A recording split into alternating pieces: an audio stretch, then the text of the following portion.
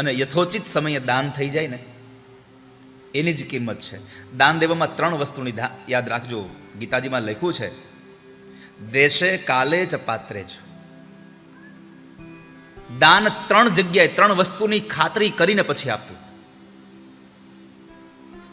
દેશ એટલે કે સ્થળની મહાત્મ્ય છે, કાળ એટલે સમયનો મહત્વ છે, અને પાત્ર એટલે સામેનું પાત્ર તો બરાબર છે ને. દાન દેવા માટે પાત્રતા પણ હોવી જોઈએ, દાન લેવા માટેની પણ પાત્રતા હોવી જોઈએ. એટલે જ સંતોએ લખ્યું છે, સજની દાન દયાની ઘડી છેલ્લી છે, સજની દાન દેવાની ઘડી છેલ્લી છે. સૌથી અગત્યની વાત કરી, દાન સુપાત્રે કરવું ધ્યાન, પ્રભુનું ધરવું ભક્તિથી ભવતરવું, સત્સંગ કીજીએ. દાન સુપાત્રે કરવું ધ્યાન, પ્રભુનો ધરવું ભક્તિથી ભવતરવું, સત્સંગ કીજીએ. હો સજની ટાણું આવ્યું રે ભવજળ તરવાનું, સજની ટાણો આવ્યો રે ભવજળ તરવાનો. આ ભવજળને તરી જવા માટેનો છેલ્લો અવસર છે વાલા ભક્તજનો. કથામાં જઈને પરમાત્મા પ્રત્યે પ્રીત લગાડીને પ્રભુનું ભજન કરતા કરતા કેમ કરીને આપણો દેહ છૂટે એના માટેનો પ્રયત્ન કરવાનો છેલ્લો અવતાર છે. મનુષ્ય અવતારમાં જો આ પ્રયત્ન ન થયો તો કેટલી વખત ફરી પાછું અહીંયા આવવું પડશે એનો કાંઈ ભરોસો નથી. એટલા માટે સત્સંગ કીજીએ. ડાયા દિલમાં વિચારો સત્સંગ કીજીએ.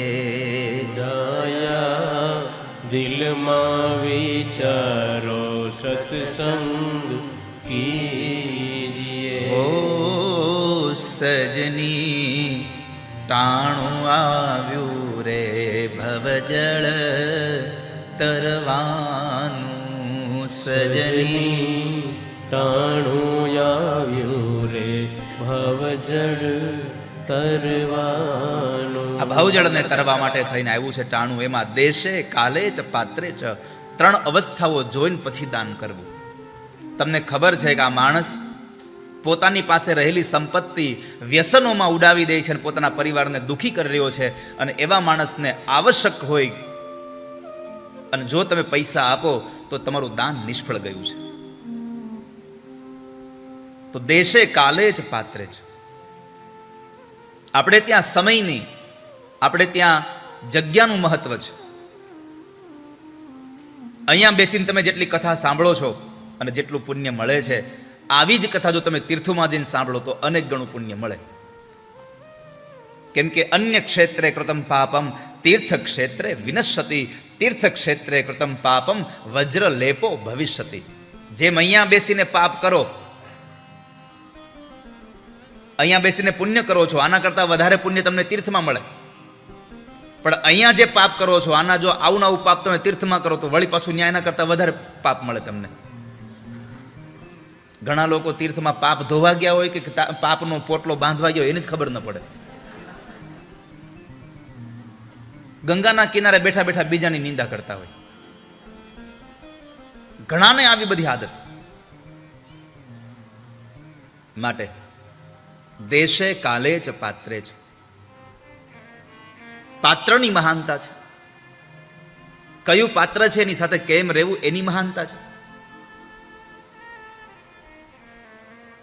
સ્વસ્તે શ્રી ગણેશાય નમઃ આ ભગવાનનું નામ છે કે નહીં? ગણેશાય નમઃ ભગવાનનું નામ છે. હાલો, ભગવાનનું નામ છે, બરાબર. અને રામ ઈ એ ભગવાનનું નામ છે. બરાબર. તો કોઈનું મૃત્યુ થયું હોય ત્યાં બોલાય સ્વસ્તિ શ્રી ગણેશાય નમઃ. ત્યાં શું બોલવું પડે? કોઈના લગ્નમાં બોલાય રામ બોલો ભાઈ રામ. કેમ? સમયની અને સ્થળની મહત્તા છે આપણે ત્યાં. પાત્રની મહત્તા છે. તમારો વર્ષો જૂનો મિત્ર તમારાથી વર્ષોથી જુદો પડી ગયો હોય અને તમને કદાચ 10-15 વર્ષે મળે તો તમે એના ખંભા ઉપર આમ હાથ રાખી અને કદાચ પીઠ થાબડીને પણ કહી શકો કે ભલા માણસ ક્યાં હતો તું, આટલા વર્ષો સુધી તું દેખાણો નહીં. આવું તમારો મિત્ર હોય તો એના ખભા પર હાથ રાખી અને કહી શકો. પણ કોઈ સંત મહાત્મા તમને 10-15 વર્ષ પછી મળ્યા હોય તો એના ખભા પર હાથ રાખીને તમે એમ ન કહી શકો કે ક્યાં વયા ગયા હતા. એને તો પગમાં બેસીને તમારે કહેવું પડશે કે બાપજી તમે ક્યાં વયા ગયા હતા. આ સંસારમાં પાત્રની મહાનતા છે. કોની સાથે કેમ વર્તવું એની મહત્તા છે. બને ત્યાં સુધી મહાપુરુષોના ચરણારવિંદમાં બેસવાનો આગ્રહ રાખવો. મહાપુરુષોની હારે બેસવાનો આગ્રહ ઓછો રાખવો. સંતોના ચરણમાં બેસવાનો આગ્રહ રાખવો.